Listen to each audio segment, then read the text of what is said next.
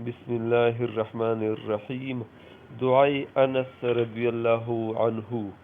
شیخ جلال الدین سیوطی جلیل القدر حافظی حدیث ہے۔ انہوں نے اپنی کتاب جمع الجوامع میں نقل کیا ہے کہ ابو شیخ نے کتاب الثواب میں اور ابن عساکر نے اپنی تاریخ میں یہ واقعہ روایت کیا ہے کہ ایک دن حضرت انس حجاج بن یوسف کے پاس بیٹھے تھے۔ حجاج نے حکم دیا کہ ان کو مختلف قسم کے 400 گھوڑوں کا معائنہ کرایا جائے۔ حکم کی تعمیل کی گئی۔ حجاج نے حضرت انس سے کہا، فرمائیے اپنے آقا یعنی ان حضرت صلی اللہ علیہ وآلہ وسلم کے پاس بھی اس قسم کے گھوڑے اور ناز و نعمت کا سامان کبھی آپ نے دیکھا؟ فرمایا، بخدا یقیناً میں نے ان حضرت صلی اللہ علیہ وآلہ وسلم کے پاس اس سے بدرجہ بہتر چیزیں دیکھی، اور میں نے ان حضرت صلی اللہ علیہ وآلہ وسلم سے سنا کہ آپ فرماتے تھے کہ جن گھوڑوں کی لوگ پرورش کرتے ہیں ان کی 3 قسمیں ہیں۔ ایک شخص گھوڑا اس نیت سے پالتا ہے کہ حق تعالیٰ کے راستے میں جہاد کرے گا اور دادی شجاعت دے گا۔ اس گھوڑے کا پیشاب، لید، گوشت، پوست اور خون قیامت کے دن یہ ساری چیزیں اس کے ترازوی عمل میں ہوں گی۔ اور دوسرا شخص گھوڑا اس نیت سے پالتا ہے کہ ضرورت کے وقت سواری کیا کرے اور پیدل چلنے کی زحمت سے بچے، یہ نہ ثواب کا مستحق ہے اور نہ عذاب کا۔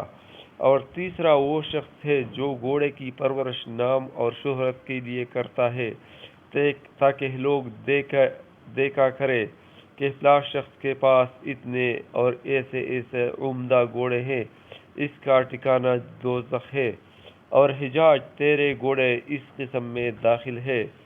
حجاج یہ سن کر بڑک اٹھا اور اس کے غصہ کی بٹی تیز ہو گئی اور کہنے لگا، اے انس، جو خدمت تم نے نبی کریم صلی اللہ علیہ وآلہ وسلم کی ہے، اگر اس کا لحاظ نہ ہوتا، نیز امیر المؤمنین عبد الملک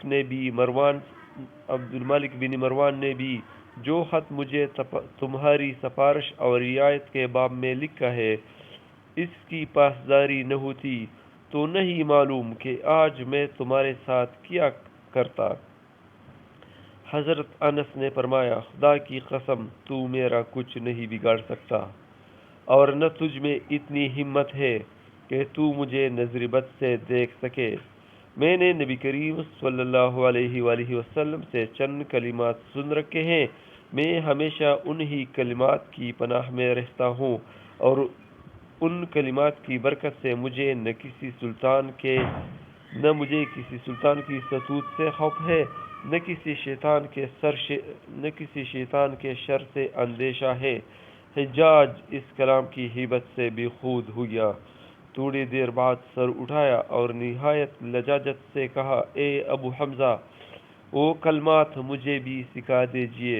فرمایا، تجھے ہرگز نہ سکھاؤں گا، بخدا تو اس کا اہل نہیں۔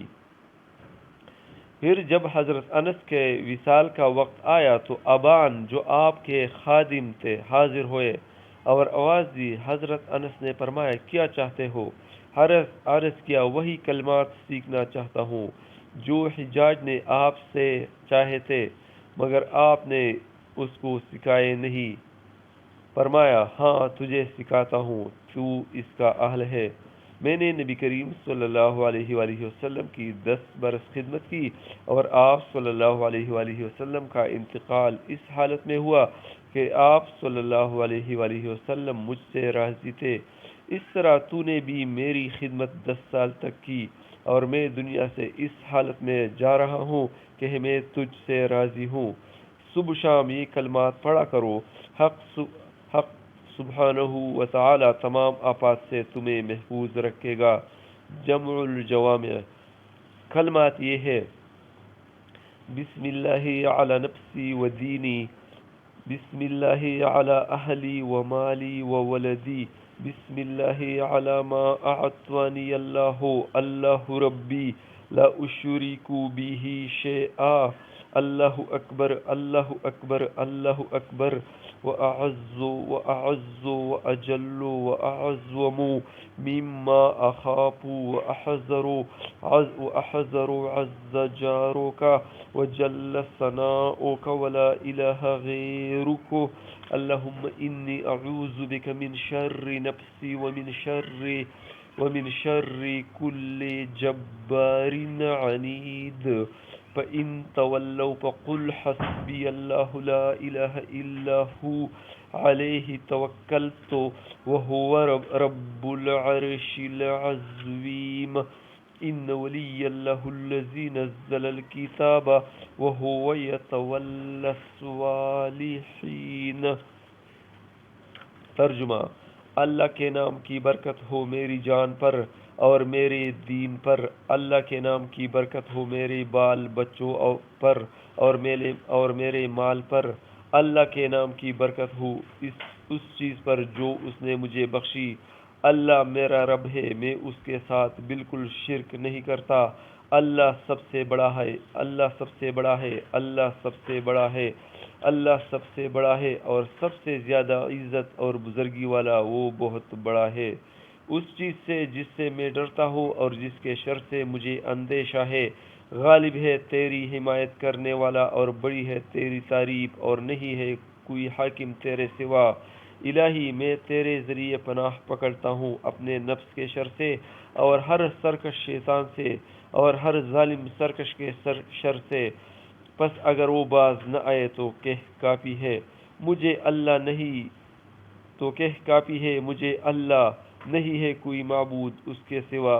اس پر ہی میں نے بھروسہ کیا اور وہ ہے مالک عرش عظیم کا. اور بے شک میرا پروردگار اللہ ہے جس نے اتاری کتاب، وہ کام بناتا ہے نیک بندوں کے.